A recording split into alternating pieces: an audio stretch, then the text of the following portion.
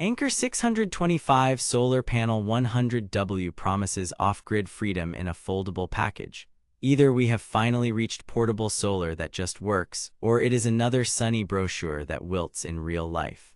On paper it is impressive. Up to 23% conversion efficiency, a claimed 100W output, IP-rated weather resistance, USB-C and USB-A ports for direct charging, adjustable kickstands, and that suncast alignment window to hit the perfect angle.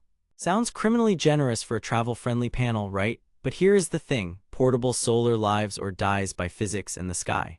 I spent 3 weeks testing this panel in mixed weather, side by side with a Jackery 100W and a Bluetooth PV120, logging wattage with a meter and charging real power stations. I have put the direct link to check current pricing in the description, but before you click anything, let me show you what I discovered after 3 weeks of testing. What the 625 claims to do is simple.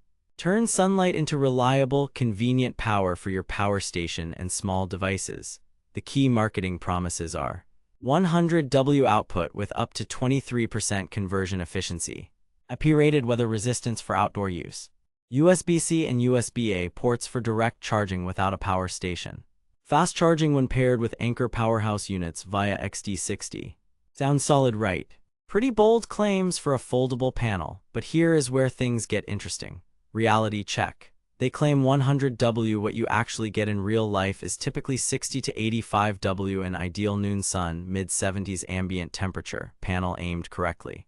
Here is why 100W ratings are under STC or standard test conditions, which assume 1000W per square meter irradiance, 25 degrees Celsius cell temperature, and a perfect 90-degree angle to the sun. The moment the cells heat up on a real summer day, output slips 10 to 20%. In my tests, the 625 peaked at 82W in clear winter sun and hovered 68 to 76W most middays. Under thin clouds, you will see 20 to 40W heavy overcast, 5 to 15W. That is not a knock on Anker, that is how portable solar works. They claim up to 23% efficiency. What you actually get is that efficiency for the cells, not net output across the whole system. The panel's active area and wiring losses matter. Quick math, at 23%, a true 100W panel needs roughly 0.43 square meters in full sun. Add heat, angle mistakes, and controller losses, and your net is what I measured, 70-ish watts on a good day. Marketing leans on the big percentage. Physics quietly takes its cut. They claim fast charging for Anker powerhouse stations. What you actually get is solid but not magic. Example, with an Anker 535 about 512WH feeding 70W net into the MPPT, you are looking at 7 to 8 hours of peak sun to fill from empty, plus conversion losses. Realistically, one sunny day takes you from 20 to 90%, not 0 to full. If you are thinking RV boondocking, one 100W panel is maintenance power.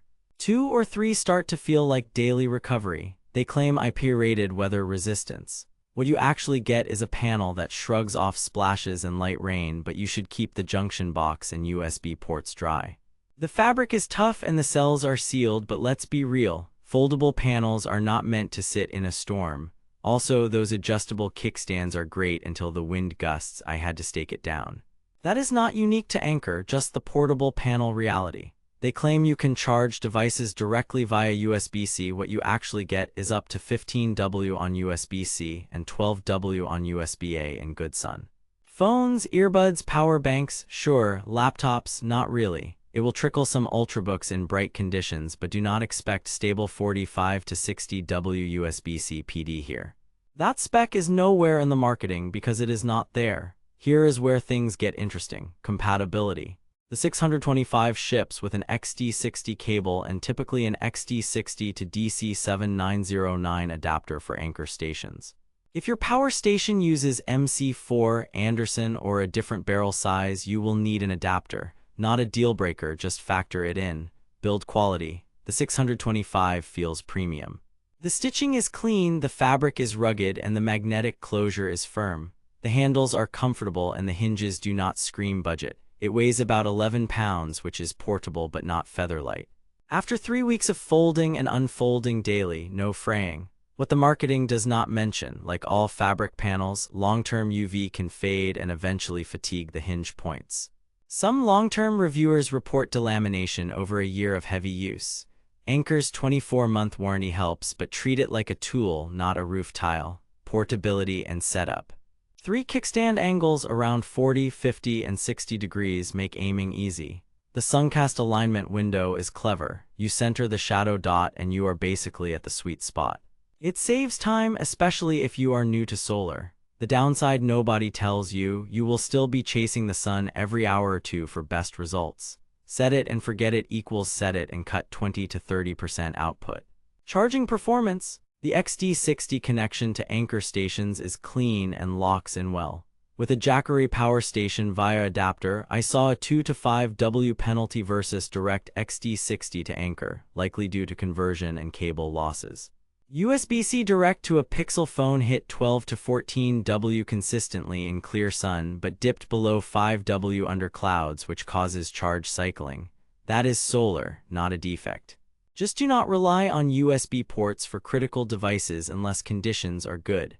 Compatibility and ports. It plays nicest with Anker Powerhouse 521, 535, 555, and 757 via the included cable and adapter. For EcoFlow, Jackery, or Bluetooth, grab the right adapter and you are good. No built-in MC4 is a minor annoyance for RVers who standardize on MC4. Also note, there is no built-in charge controller. Your power station must have MPPT, which most name-brand units do. User feedback snapshot. Top reviews praise the consistent 70 to 80 W in sun, premium feel, and Anker support. Negative notes cluster around lower than expected output in marginal weather, kickstands tipping in wind, and USB-C not being true PD.